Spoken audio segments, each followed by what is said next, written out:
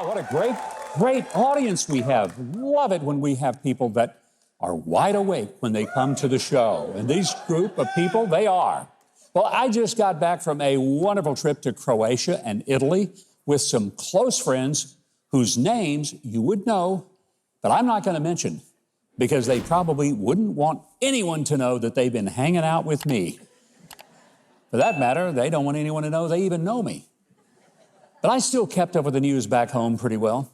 But it seems that the big story continues to be the growing number of people in Joe Biden's own party who want him to drop out of the race for president. Yeah. I don't know if you saw his interview with George Step on All of Us. It was supposed to allay fears that he is cognitively impaired and simply not up to the task of running until November, much less serving 4 more years until he's 86 years old. Now, if that interview was supposed to show us that he's full speed, it instead revealed that not even airbags can save him from the head-on collision that his campaign has become. I mean, every day, more people in his own Democrat Party are publicly calling on him to step down, step aside, exit stage left, head to the showers, call it a day, take the next 4 years at the beach, fade into the sunset, do the swan song, announce that he wants to spend more time with his family. I mean, just say anything except that he's staying in the race. Because his 2 most trusted political advisors, Dr. Jill Biden and convicted felon son Hunter Biden, they have urged him to stay. I mean, Jill enjoys the luxury of the White House. And Hunter, folks, he's making serious bank flying around on Air Force One, making deals with foreign governments that help the big guy get his cut and leaves him with the prospect of a pardon, which all would disappear if Joe throws in the towel. I mean, it's so bad. Even actor George Clooney, who just a few weeks ago hosted this big Hollywood fundraiser for Joe Biden and raised $28 million, he has called on Joe to step aside. Hey, with friends like that, who needs enemas, right? What would be a little slow out here, but they figured it out. What would be the drama of the Republican National Convention next week from Milwaukee? Not much, because it's going to be overshadowed by the Democrats melting down faster than a Hershey bar left on the dashboard of a car sitting in a parking lot at 2 p.m. on an August day in Phoenix. The Republicans next week are going to nominate Donald J. Trump as their candidate for the 3rd time. Kind of see where this crowd is. Yep, it's okay, fine with me.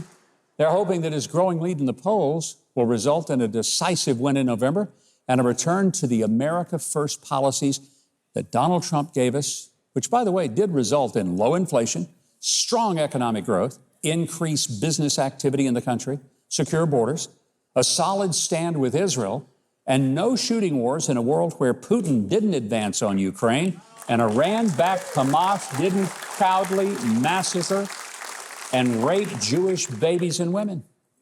Many Americans remember when Trump was in office. Back then, most families could afford groceries and gasoline. And you know what? We were energy independent for the first time in 75 years. Yeah. It was good. There isn't expected to be a lot of conflict and controversy at the Republican convention. And even many previous never-Trumpers have now openly endorsed President Trump, and they've signed on to support the MAGA movement. Only the most petulant of Republicans and those who are nursing their hurt feelings are still pretending that they are the only real Republicans. And the 60 million people who support Trump, somehow they're the outliers. Well, I would say to them, if you really want to help elect Joe Biden, then we're going to know all we need to know about you being a real Republican. Heck, we'll know they're not even fake Republicans at that point. Just political bedwetters, that's it. For the first time since 1992, I'm not going to be attending the convention. I've got this show to deal with and our new daily show here on TBN that airs each weekday, 6:30 Eastern, 5:30 Central. By the way, I hope you never miss either show. Set your DVR if you can't watch it live. Because Like we sometimes say on our feature, in case you missed it, we read the news so you don't have to. I love it. See, you do watch. But in the same way, we follow the news around the world so you don't have to do that either. And most days, hey, you'll be glad that you didn't have to, and we did.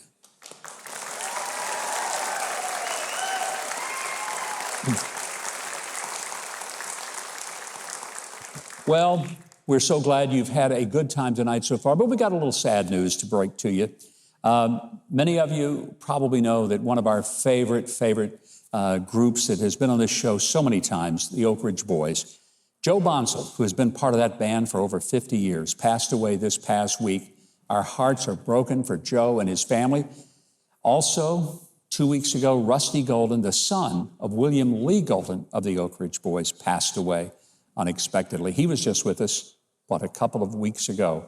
Here is a look at Rusty and Joe from their last appearances on our show. They've been longtime friends and will be sorely missed. Here's William Lee Golden and the Golden.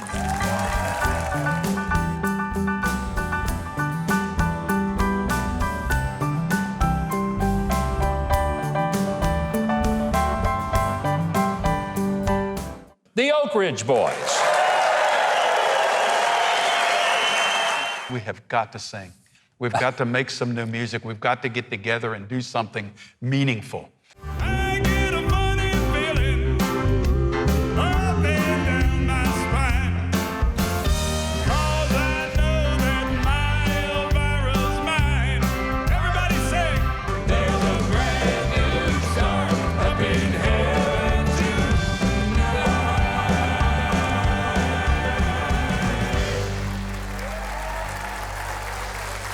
Love those guys. Absolutely. You know, Keith, I know that you and Trey both have had close relationships with the Oaks, not just here on the show, but for many years. Keith, you've worked with them at the Opry so many times. You've known Rusty as well. Hard news to take, isn't it? Oh, no kidding. It's been a tough time for them, and what a group. And they were so sincere. They sang a gospel song, and man, it was like you were reading the Bible. Absolutely. Oh, you know. Good.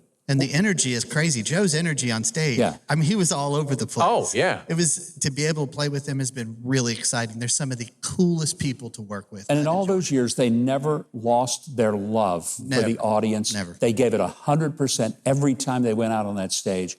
It just breaks my heart that they're not with us anymore. Pray for their families, because, you know, they're going through a lot. But I think all of their fans who have been fans of the Oak Ridge Boys for over this group together, over 50 years together, what a great, wonderful body of entertainment that they have provided for America. I call them America's band. They really are. God bless them, and their memory, may it live forever.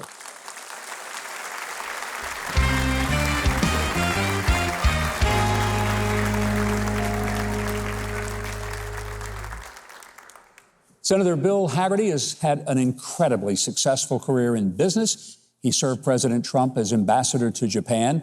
Then he was elected to the U.S. Senate in the year 2020. He's from right here in Tennessee. In fact, he grew up not very far from our theater in Sumner County, Tennessee.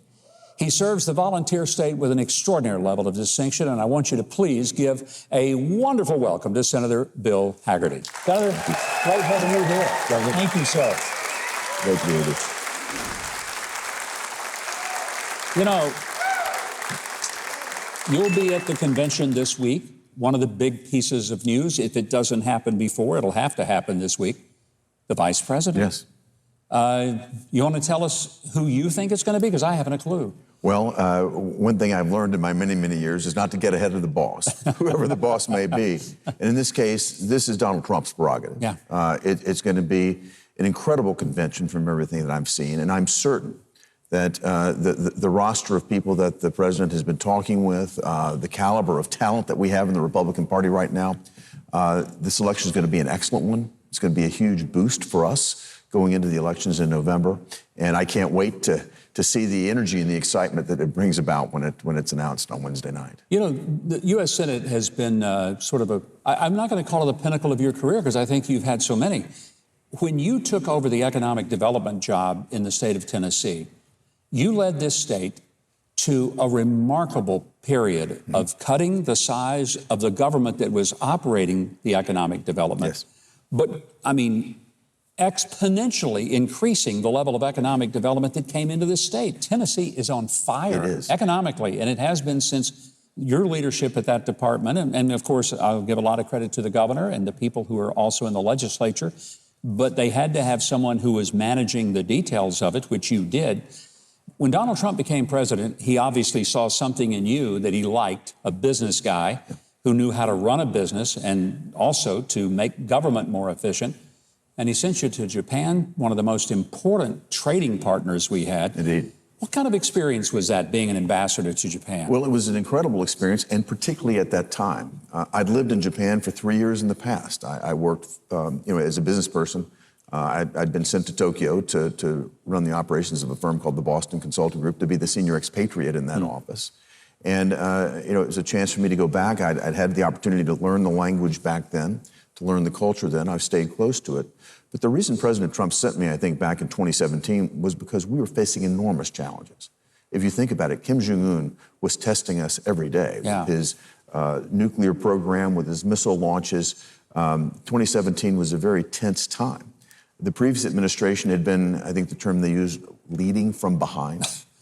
And we were not where we needed to be in that region. If you think about President Xi Jinping coming and standing right next to President Obama back in 2015 in the Rose Garden and claiming that he had no intention of militarizing these fake artificial islands that they situated in the South China Sea, the busiest sea lane in the world. They built these artificial islands, crushed coral reefs, dumped millions of tons of concrete into the ocean. I don't know where the environmentalists were on that one, but the Chinese did it. And by the time I got there in 2017, these islands were completely militarized. Xi Jinping did not keep his word, and Obama didn't call him out on it. The result was a very tense environment when I arrived. When we got the pieces in place that we needed in place, and when the CCP, I should say, realized that President Trump meant business, things changed, and they changed fast. When President Trump stood up to Kim Jong-un, when we sort of moved things in the region to show Kim Jong-un we meant business, we went from talking about how big my button is to I'm ready to negotiate. Wow. And things calmed down there in the Indo-Pacific region dramatically. You saw the CCP move out of the East China Sea, where they've been harassing the Japanese islands there. Things calmed. They weren't calm as I'd like to have seen them, but we were very active in the South China Sea. You think about what happened in the Middle East. President Trump tore up the ridiculous JCPOA, the Iran deal, and put maximum pressure on Iran. It was a peaceful time in the world. Yeah, Putin would not have invaded Ukraine, and Hamas would have never had the funds from Iran to do what they did on October the 7th. You were exactly I'm going to have to pause it right here because we're going to keep you here. We have a lot more to talk about. The senator is also on the Foreign Relations Committee of the U.S. Senate. A lot going on in the world. We want to continue our conversation with Senator Hagerty when we come back. Keith, why don't you tell the folks who else we've got on the show tonight, because we have a lot. Well, later tonight, Demetrius Grosse from the new inspiring film Sound of Hope is here, and the phenomenal music of Ron Artiste II. It's something you don't want to miss. All that and more on Huckabee.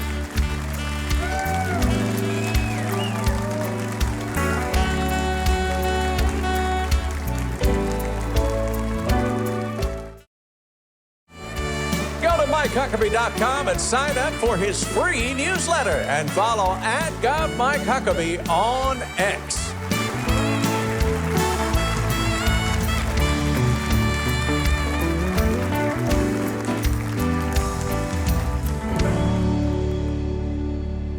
We are back with Senator Bill Hagerty of Tennessee. Senator, we were talking about the fact you're on the Senate Foreign Relations Committee, one of the most challenging committees probably in the U.S. Senate.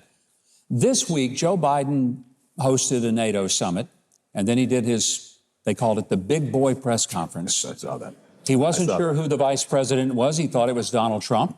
I wish it was Donald Trump, then we'd really want him to resign. But when it was over, some of his, I guess, defenders said, oh, that was a masterclass in foreign policy. Senator, I missed that. You truly are an expert in foreign policy, not just from the Senate, but your business career. What am I missing? What has Joe Biden got on foreign policy that some of us aren't seeing? Well, I think former CIA director, former Secretary of Defense Bob Gates said it best, that every decision that Joe Biden has made from a foreign policy perspective has been the wrong one. And I know people are deeply concerned about what's been exposed in terms of the president's health, but the policies are what should be reason to send him packing. And if you think about it, go around the world. And when President Trump came into office, you think about the Western Hemisphere where we live right now. President Trump secured our border. That had not happened. It was a lot of work. Yeah. But he secured our borders. We're looking at some challenges today economically. I want you to approach it from a business standpoint. Donald Trump came in and deregulated a lot of business. Indeed. Business started coming back. Manufacturing came back. Investment came back. Under a more liberal approach, more government, more regulation, higher taxes, and businesses started shutting down and moving off. That's not hard to understand. No, it's not. And so from a business standpoint, if Donald Trump gets back in office, what happens in America economically and in a business perspective for jobs should that happen? I think our economy will be the primary focus because President Trump understands very well that a strong U.S. economy is the foundation of our strength militarily and then eventually diplomatically. You got to get that right. And the Biden administration has done everything wrong. From the moment they came into office, they waged war on the domestic energy industry here. You were talking about energy earlier. It is one of the most important economic tools that we have here, and it's an important geostrategic tool for us worldwide. We're in a position with the reserves that we have and the technology that we have here to make an incredible difference around the world as the best ally we could possibly be. President Trump understands that will put us back into the energy business day one. You think about that. Yeah. Our cities are experiencing rampant crime. You've got fentanyl flooding across the border. We've had 10 million people invade this country since Joe Biden took office. President Trump will immediately secure our border. That will have an important impact as well. If you were looking out toward November the 5th specifically, how do you think this election turns out? Do you think there's some unknown thing? Will the Democrats keep Joe Biden? Will Trump win in a landslide? Put your political hat on. You've got one, so love to hear your thoughts. Well, I certainly spent a lot of time thinking about it. If the American populace focuses on the policies and they focus on what has worked for America, and as you mentioned, we were growing at twice the rate of any other major economy when President Trump was president. Under Joe Biden, we've seen our economy experience the worst inflation we've seen in 40 years. You know, food is up 25%. Gas prices up 40%, while the average worker is making 4% less when you account for inflation. So it's been extremely painful on America. I think if they get out and vote, and I'm encouraging everybody to vote early, vote absentee if you want to, vote in person early. I just did that. We need to get all of our voters out to make this transition happen, to get our nation back again, and to get back on the right track. I fear that if we don't, we could be in a very, very tough place. Senator, I don't know if anyone else has said this to you. If they haven't, they should be saying it all the time. You are one excellent communicator and an incredible senator for not just Tennessee, but for America. Thank you. I'd love to see President Trump put you back in a key position, but I'd sure hate to lose you to the U.S. Senate. Your voice and your common sense is greatly needed. What an honor to have you here. Thank you so very, very much. Thank you. I hope you want to keep up with Senator Haggerty's work on Capitol Hill. If you go to Huckabee.tv and click on the guest page, we will connect you. Right now, Keith Bilbrey is going to give us a little preview of what's coming up on the show tonight. Well, after the break, actor Demetrius Grosse joins us to discuss his brand new film.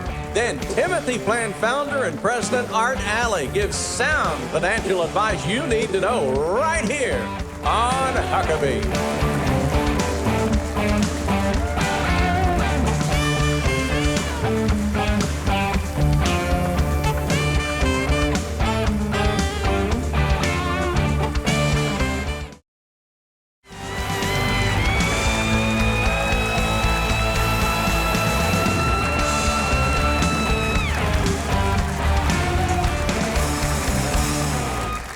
Welcome back, everybody.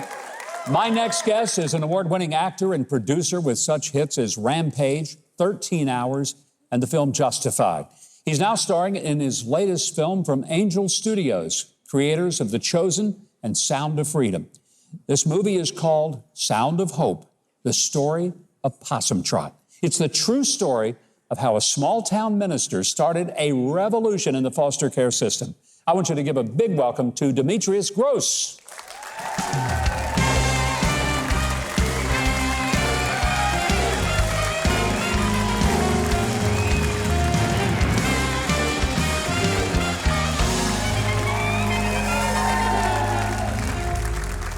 Man, your band is rocking. They are rocking, I'll tell you. It is. They are the best in the country. Wow. They are. Trey Corley and the Music City Connect. Yeah. Are you a musician? All right. I do my little ditties every now and again, but I'm no comparison. Well, next time you come, bring whatever little ditty you play and sit in with a band. How's that? Hey, they let me do it from time to time, so I know you're better than that. That I'm sure of.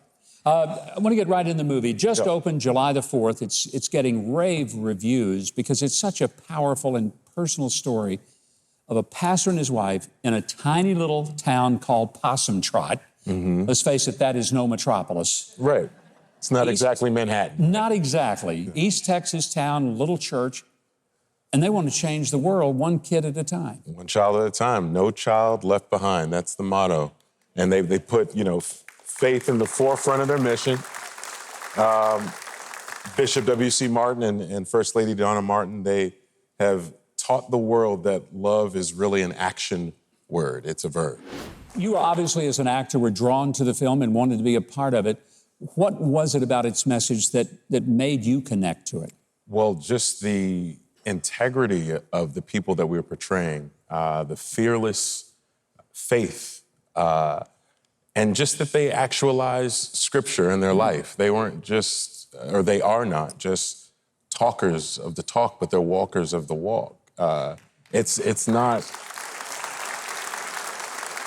I mean, they helped adopt with this little town, 77 children that were just foster kids that weren't in a family. Now they are. And it's a huge problem in our country right now, amongst others, obviously. But if we can't look out for the most vulnerable amongst us, then what are we doing? Why are we in places of worship if we can't actualize our greatest call, and that's to care for those who are in the most dire of need? And that's what they did. Did you get to meet Pastor Martin and Donna in the course of this, or did you kind of want to not? But I guess you did. And yeah, I got a chance very early on to sit and pray and fellowship with the First Lady and her husband, Bishop Martin. And it was a transcendental experience. I mean, we were in there, we like to call it the upper room. And I just remember us singing praise and worship songs and them covering us with prayer and really setting us off to be fit. Isaiah, 40:31 says that those who hope in the Lord will renew their strength. That scripture embodies what they did in this small East Texas church known as Bennett Chapel in Possum Trot Center, Texas. When the going got rough, they got tough, and their love endured. And we have a success story that we can all be proud of, that the world can celebrate, that we can all learn from and enjoy. There's some levity in the movie too, Mike. It's not all just sadness and ardor because of the challenges sometimes that are involved in adopting children, but there's levity and there's beautiful moments. In fact, people say that you cry at this movie, but what they don't say is that you're actually crying tears of joy because it's such an upswing as the story gets told. We need messages of hope, encouragement to see, and this being a true story, it's what I love about it. Yeah. This is not some imagination of a writer. This is telling a story that has really happened. This couple who had a contagious spirit, loving children, changed a community, changed the lives of 77 kids who all got adopted. But it's changing America when people go see this film and they realize there's a lot of good people left in this country. Yeah, the tapestry of this film is what makes it special. So our country is so multicultural, so diverse, socioeconomically, racially, culturally.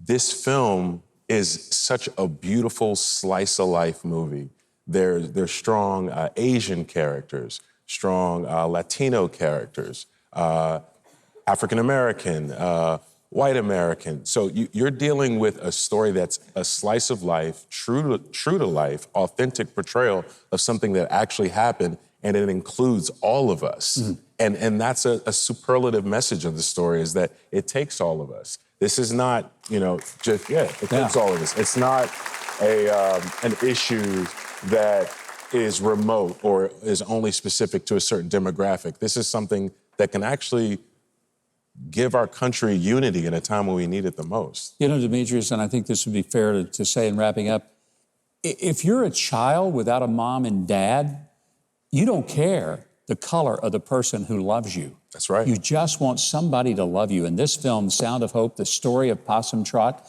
it is in theaters right now all over the country. Please go see this film, because if you want more films like this, gotta support them. That's right. And if you go to Huckabee.tv, we have a link.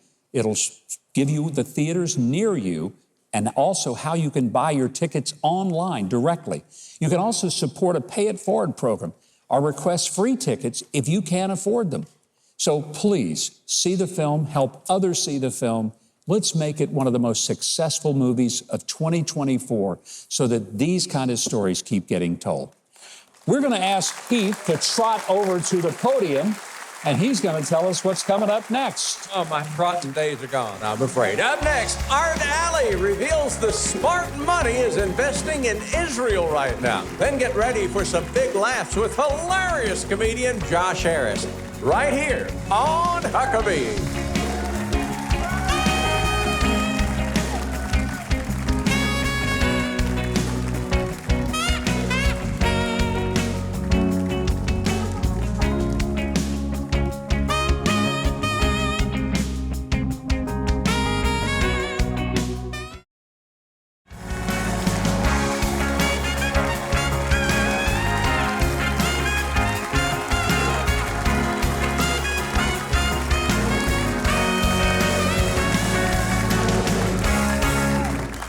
And welcome back, everybody. My next guest is an expert on faith and finance. He's the creator of the Timothy Plan. It helps Christians invest in companies that are not hostile to believers and their convictions.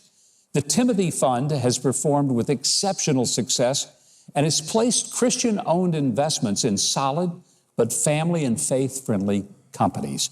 Please welcome a very dear friend and a visionary, founder of the Timothy Plan, Art Alley. Welcome, Art.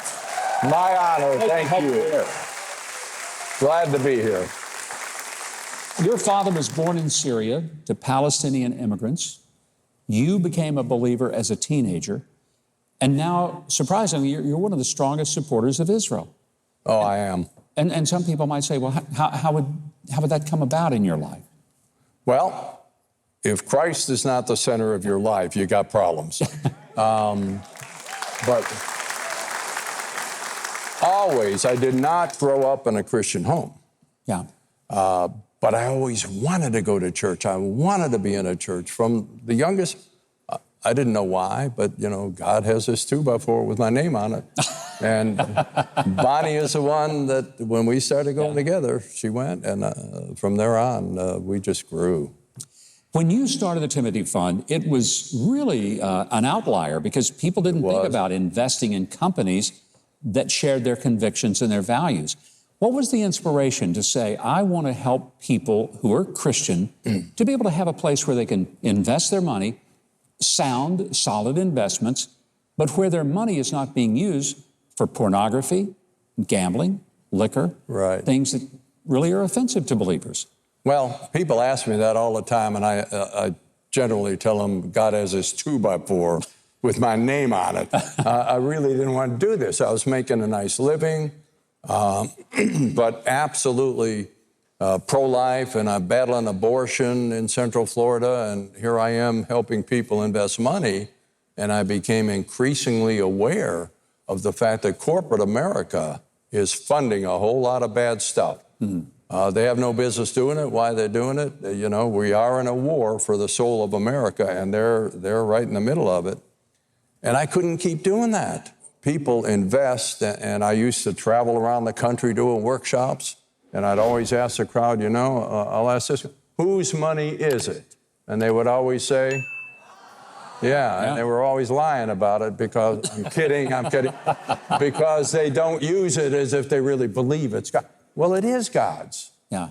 And why would you want to invest God's money in companies that are trying to destroy our culture, our civilization, through funding evil stuff? And you know, Art, I think one of the things that's pretty powerful is that the Timothy Fund is performed as well as secular funds. So it's not like people are losing money by investing in good, family-friendly, wholesome companies. Well, that's right, Mike.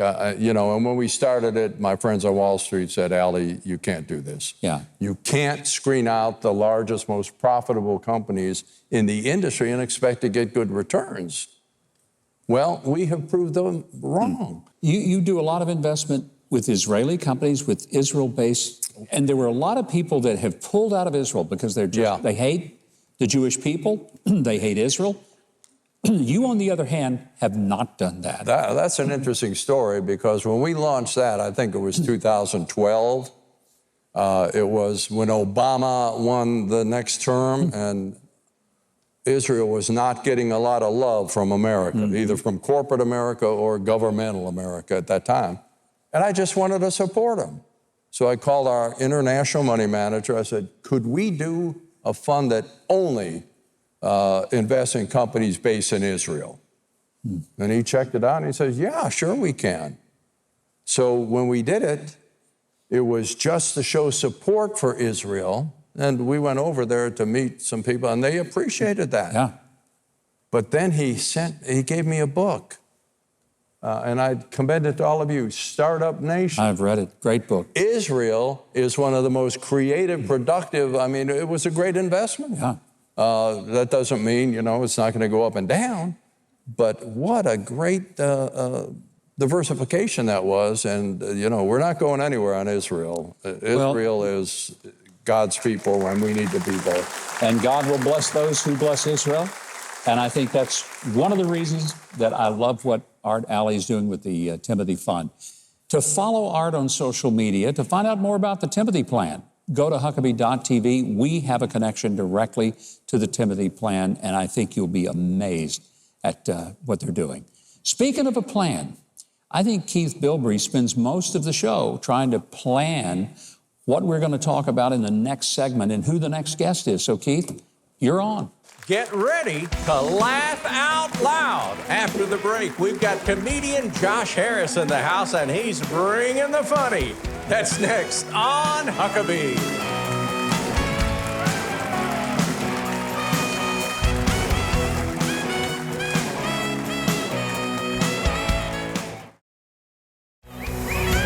Go to Huckabee.tv and get your very own made in the USA Huckabee mugs, t-shirts, and more.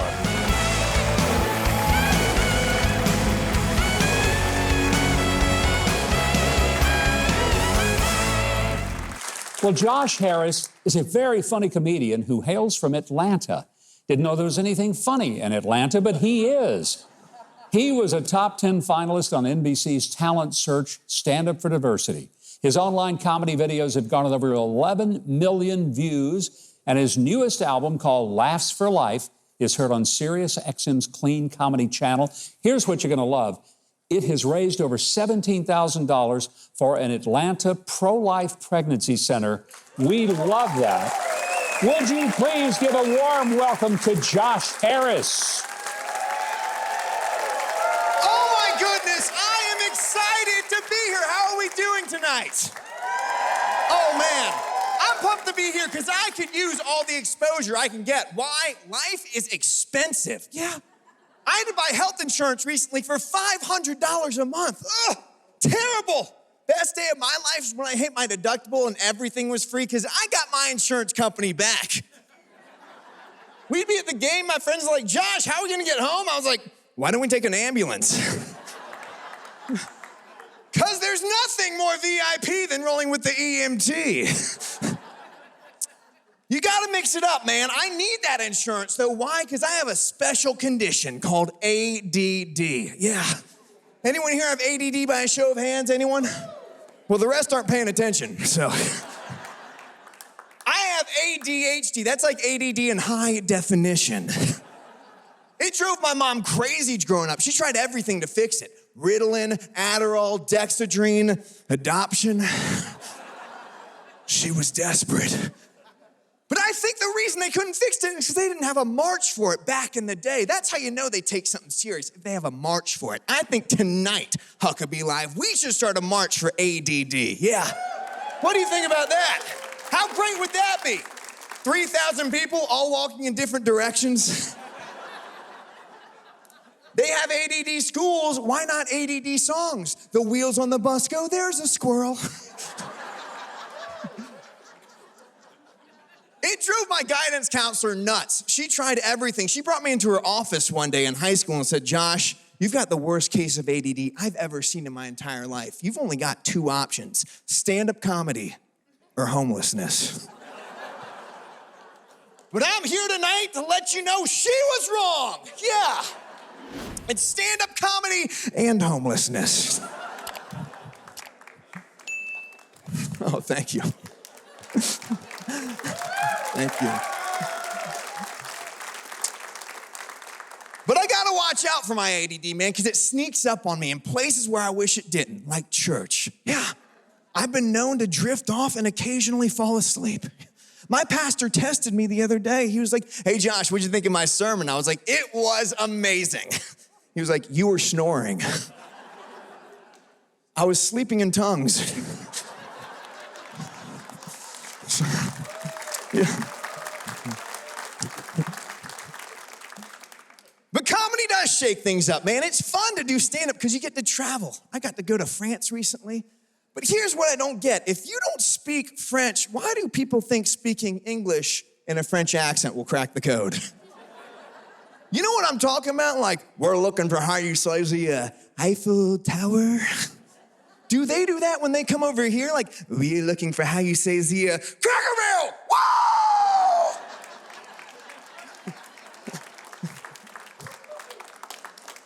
You must be from the south of France. You gotta watch out, man. I'm just saying, you gotta stay on your toes. Comedy makes life interesting. Yeah, it makes life interesting, but it can make things challenging, like dating. Dating was challenging for me for a long time as a comic because I had a female roommate.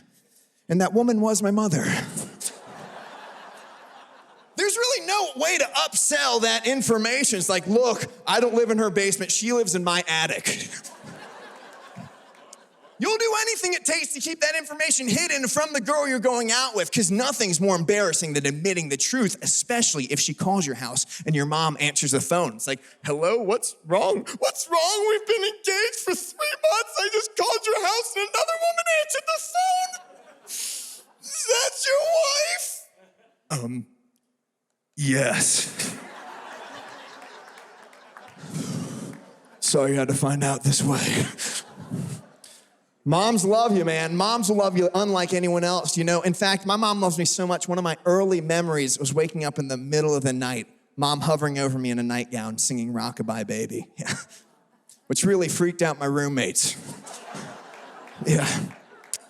Dads don't get the same respect, though. I don't think that dads get the same respect. Here's how I know. They sell 40 million less cards on Father's Day than Mother's Day. Did you know that? 40 million in the cards. What does every Mother's Day card say? To the world's best mom. I saw a Father's Day card that said, to whom it may concern. What? Oh, thank you. But if it's God's will, I'd be honored to be a father. I'm looking for that special somebody, right? I am. And what is everybody doing? They're going online to find that special someone. But what do people complain about with online dating? False advertising, men and women not representing themselves accurately in their profile or profile pictures. That's why fellas do what I do. Whenever I online date, I just put up my worst pictures. Yeah. That way, ladies, when you see me in person, it's a relief. Yeah. I undersell and I over-deliver. That's right, you didn't get catfished, you just got goldfished, baby. Yeah. So pick your favorite restaurant, don't worry about traffic or parking, because guess what? We're taking an ambulance. Yeah. Oh, thank you guys so much. God bless y'all. Thank you. Hey, Josh. Josh Harris. What a great, great comedian.